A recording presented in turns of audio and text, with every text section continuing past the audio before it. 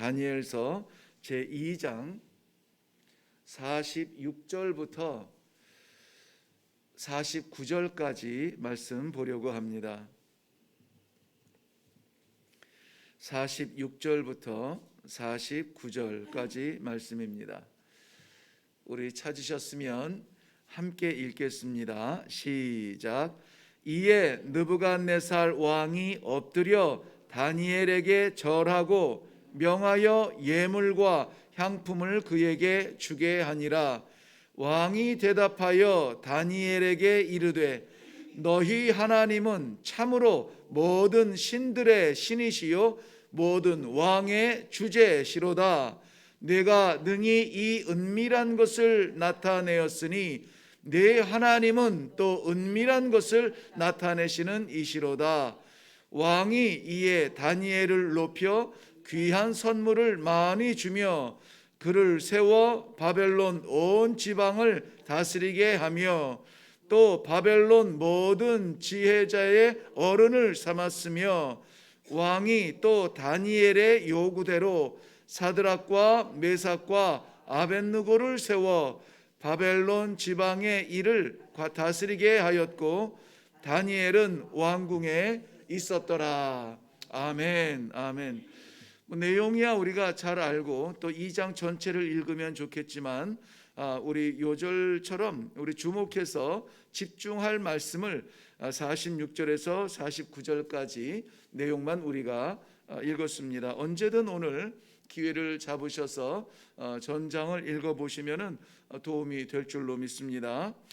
오늘 본문 말씀에 보면 우리가 잘 아는 다니엘이 나오는데요. 다니엘과 느부갓네살 왕이 나옵니다. 느부갓네살 왕은 바벨론 왕이죠. 1장 1절 말씀에 보면은 애굽 왕에 의해서 왕으로 앉게 된 여호야김이 나오는데요. 여호야김 때에 예루살렘을 포위하고 예루살렘 성전의 기물들을 빼앗아가고 나라의 엘리트들을 포로로 잡아가죠. 그때에 끌려갔던 사람 중에 한 명이 다니엘이기도 합니다. 그리고 자신의 필요를 채우기 위하여서 이 예루살렘을 계속해서 괴롭힙니다. 결국 이 세 차례 예루살렘을 공격한 끝에 남유다를 완전히 멸망시킨 나라가 어디냐? 바벨론이고 그 사람이 누구냐? 바로 이 느부갓네살 왕입니다. 그런데 그런 그 느부갓네살 바벨론의 왕이 포로로 잡아온 이 다니엘 앞에 오늘 뭐라고 합니까? 엎드려 절했다라고 나와 있어요. 있을 수 없는 일이죠. 왕은 신의 대리자로서 이 왕이 인간 누구에게 절한다 하는 것은 있을 수 없는 일인데 그 회개한 일이 오늘 본문에 나옵니다. 그것도 이 포로로 끌고 와서 시작부터 골치 썩었던 바로 이 다니엘에게 말이죠. 자, 이 예루살렘을 공격하고 결국은 무너뜨렸던 이 느부갓네살 왕, 그 입술에서 하는 이야기를 들어보세요. 너의 하나님은 모든 신들의 신이요 모든 왕의 주제시로다. 우리가 입 벌려 찬송해야 될 그 찬송을 이방인의 왕, 예루살렘을 공격했던 왕, 예루살렘 성전, 여호와의 성전의 기물들을 빼앗아갔던 그 왕의 입술에서 하게 된다는 것이죠. 이 놀라운 대역전의 드라마, 이 통쾌한 드라마, 이 드라마를 오늘 우리도 쓸 수 있습니다. 우리를 억누르고 있는, 우리에게 몰려오는 파도 같은 이 시대의 어려움들과 위기들과 개인적인 이 질병들과 재정의 문제들과 가정의 문제들과 감당할 수 없는 예루살렘이 무너졌습니다. 성전이 불타고 다 뺏겼습니다. 감당할 수 없는 그러한 시대의 어려움이 몰려온다 할지라도 오늘 우리 성경에 분명히 기록된 대로 그 입에서 여호와를 찬양하게 하는 이 놀라운 역전의 드라마가 오늘도 우리들 속에 쓰여질 수 있다는 사실입니다. 그런데 그 역전의 드라마가 어디에서 시작이 되냐면 느부갓네살 왕의 꿈에서 시작이 됩니다. 2장 1절 말씀 보면은 느부갓네살이 꿈을 꾸고 마음이 번민하여 잠을 이루지 못했다 이렇게 되어 있어요. 저는 이 말씀을 묵상하면서도 또 새롭게 생각나고 감사한 게 깨달음인데요. 그냥 늘 그랬거든요. 말씀을 보면은 다니엘이 꿈을 해석한 것이 중요했지 느부갓네살이 얼마나 고민했는지에 대해서는 그렇게 이 마음을 쓰지 않았습니다. 그런데 어제와 오늘 이 말씀을 묵상할 때에는 아니 그 꿈 나도 가끔 꿉니다마는 도대체 무슨 꿈인지 생각이 안 날 때도 있어요. 그런데 아예 꿈이 생각이 나서 너무 이상한 꿈인데 뭔지 모르겠다. 그러면 고민할 수도 있는데 느부갓네살 왕의 꿈은 어떤 꿈입니까? 뭔지도 모르는 꿈이에요. 아니 기억도 안 나는 그 꿈인데 그것 가지고 번민하여서 잠을 못 이룬다? 이상하다. 그래서 보니 아니나 다를까 이 꿈은 할로모트라고 원어에는 할로모트라고 썼는데요. 이것은 복수예요. 무슨 의미냐면은 그저 어쩌다가 꿈 한 건 꿨는데 그게 뭔 꿈인지 뒤숭숭해 이 정도가 아니라 계속해서 꾸게 되는 거예요. 반복적으로 꾸는 거예요. 근데 뭔지 모르겠어요. 반복적으로 밤마다 이 꿈을 꾸게 되는데 도대체 뭔지 기억도 안 나고 알지도 못하는 거예요. 그러니 이 잠을 못 이룰 만큼 번민하게 되는 것입니다. 때로는 요셉처럼 잊지 못할 꿈이 있습니다. 그런가 하면은 오늘 이 느부갓네살 왕의 꿈처럼 도대체 뭔지 기억도 나지 않고 잠 못 이루게 하는 그러한 꿈이 있습니다. 하나님께서 주신 완전한 계시, 하나님의 말씀, 이 성경이 우리에게 들려지기 전까지는 하나님께서 이 모양 저 모양으로 계시를 하시는데 이 꿈도 중요한 계시의 방편입니다. 지금은 그렇게 의존할 필요는 없습니다. 하나님의 뜻을 우리가 성경 말씀이 부족해서 못 알아듣는 것은 전혀 없어요. 말씀 속에 아버지의 모든 말씀이 담겨져 있고 모든 생각이 다 들어가 있습니다. 말씀 외에 여기저기서 찾으려고 할 때 우리는 오히려 위기에 빠질 수가 있죠. 그런데 이 말씀이 완전한 말씀이 우리에게 얼굴과 얼굴을 보는 듯 확실한 말씀을 주시기 전까지는 다양한 모습으로 꿈을 통하여서도 하나님의 뜻을 보여주셨다는 것입니다. 느부갓네살의 잠 못 이루는 꿈의 실체는 거대한 신상이었습니다. 아 맞아 그 꿈이 그런 거였어 하고 생각이 나는 것이죠.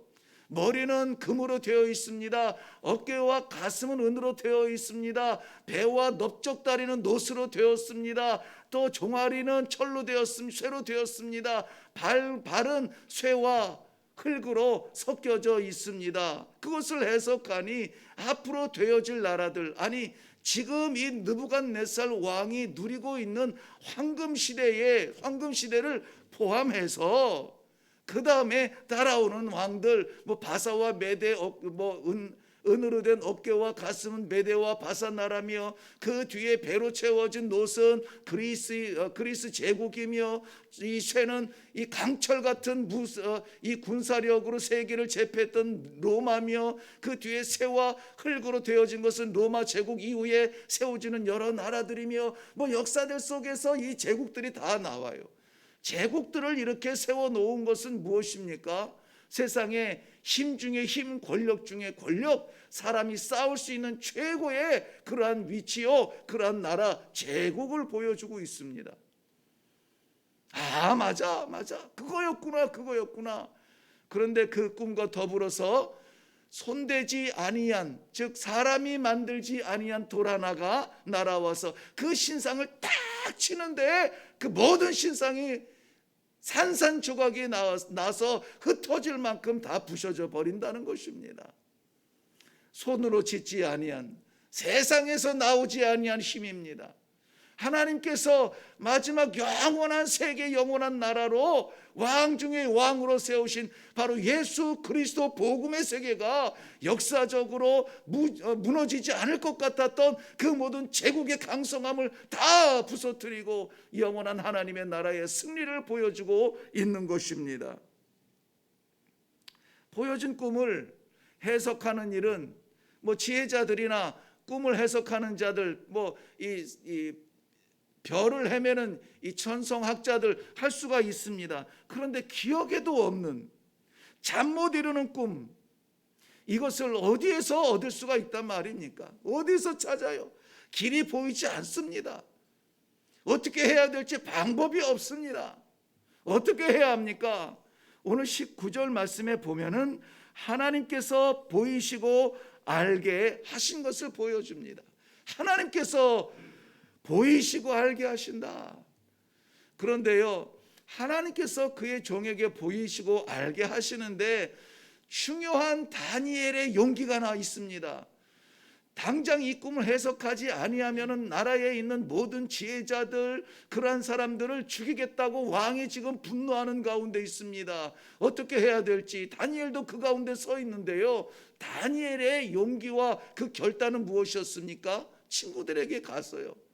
친구들을 만나는 게 목적이 아니라 저는 하나님 앞에 기도할 것을 요청하고 있습니다. 이제 이 날이 지나면은 우리가 판단받을 것인데 우리 하나님은 살아계신 하나님 아니냐? 하나님께서 보여주시면 우리가 볼 것이요, 하나님께서 거두시면 우리가 알 수 없을 터이니 하나님께 기도하는 시간을 갖자. 그 중요한 순간에 어떻게 합니까? 기도의 동지들을 만나고 기도의 현장에서 하나님을 향하여서 마음을 열고 기도하는 것입니다. 목숨 걸린 이 순간에 하나님께 기도하자. 기도의 자리로 나아가요. 누구를 찾습니까? 하나님을 찾게 되는 것입니다. 사랑하는 성도 여러분, 하나님은 우리를 눈동자같이 지키시는 아버지이십니다. 시편 18편 22절 말씀에는 여호와는 나의 반석이시요 나의 요새시요 나를 건지시는 자시요 나의 하나님이요 나의 피할 바위시요 나의 방패시요 나의 구원의 뿌리시요 나의 산성이시로다. 두려움에서 담대함으로의 대역전의 드라마, 죽음의 위기에서 생명의 축복과 찬송으로 심지어 이방의 왕까지 찬송하게 하는 이 놀라운 역전의 신앙, 하나님을 찾으며 기도할 때에 아버지께서 보여주시는 응답인 줄로 믿습니다. 사랑하는 성도 여러분, 저는 우리가 말씀을 따라야지 말씀이 우리를 따라가서는 안 된다는 생각을 늘 가지고 있습니다. 그래서 주변에 어떠한 일이 있어도 우리는 그저 말씀이 무엇을 말하는가, 전쟁이 나서 총이 필요한데 하나님께서는 우리들에게 다른 말씀을 주시면은 총을 잡을 것이냐, 말씀이 명령하는 것을 잡을 것이냐, 당연히 우리는 말씀이 명령하는 것을 행해야 될 것입니다. 이번 주에 수능을 치르는 우리 모든 믿음의 자녀들이 바로 이 역전의 신앙, 역전의 이 영혼의 드라마를 쓸 수 있기를 우리는 기도해야 될 줄로 믿습니다. 떨면서 시작할 수는 있지만은 찬송하며 마칠 수 있도록 그 은혜를 위하여서 우리가 함께 기도의 자리로 나아가야 될 줄로 믿습니다. 공부한 것들이 많이 있겠지만은 하나님 앞에 서게 하여 주옵소서. 하나님 앞에 기도하게 하여 주시옵소서. 다니엘 때문에 모든 지혜자들이 삽니다. 우리 믿음의 자녀들 때문에 이 땅의 모든 이 시대의 자녀들이 하나님을 볼 수 있도록, 하나님을 의지할 수 있도록, 하나님을 찬송할 수 있는 그러한 기회가 되게 해달라고 우리가 한 마음으로 같이 기도해 주기를 바랍니다.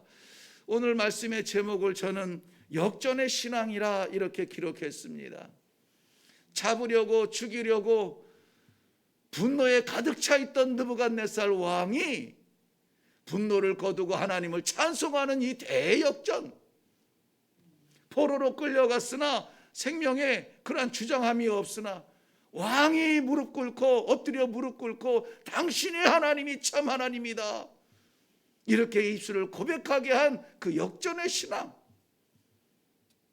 우리도 써야겠고 우리의 자녀들도 쓸 수가 있습니다. 하나님 앞에 나아가 기도하는 신앙의 회복을 위하여서 오늘 우리 중점적으로 기도할 수 있기를 바랍니다. 다 같이 기도합니다. 살아계신 아버지, 은혜를 감사합니다. 어렵고 혼란스러운 시대 가운데에서도 하나님을 향한 믿음, 하나님을 향한 기도의 자리를 잊지 않았던 다니엘을 통하여서 영광 받으신 하나님 아버지, 오늘 이 시대의 다니엘처럼 어렵고 혼란스러운 시대, 특별히 수능을 앞두고 마음이 두려울 수밖에 없는 우리의 자녀들, 저들이 하나님을 바라보며 하나님 앞에 나아가 기도하며 이 모든 두려움의 상황들이 역전이 되어서 찬송할 수 있는 기회가 되도록 하나님 도와주시옵소서. 역전의 신앙을 체험할 수 있는 시대가 되도록 축복하여 주시옵소서. 감사드리오며 예수님 이름으로 기도하옵나이다. 아멘. 아멘. 오늘 말씀이 성경 안에 갇혀 있다면은 소설보다 나을 것이 별로 없습니다. 그런데 이 말씀이 오늘도 살아계신 하나님께서 우리의 삶 속에서, 우리의 가정 속에서, 우리의 교회 속에서 여전히 역사하시는 살아계신 하나님을 우리는 분명히 믿고, 우리를 누르고 있는 그 모든 두려움들과 어려움들과 질병들과 막힌 것들과 이러한 모든 것들이 우리를 결국 짓누르지 못하고 역전의 신앙으로 하나님을 찬송할 수 있는 신앙의 회복이 반드시 일어날 줄로 믿습니다. 이것을 확실히 믿는 믿음으로 이 시간에 기도하기를 바랍니다. 성령 하나님 아버지, 떠나지 아니하시는 하나님께서 마음속에 내주하여 주시어서 어떤 어려움의 파도가 불어올지라도 하나님을 바라보며 기도하는 자리로 나아가게 하여 주시옵소서. 우리 다 같이 기도하며 내려가겠습니다.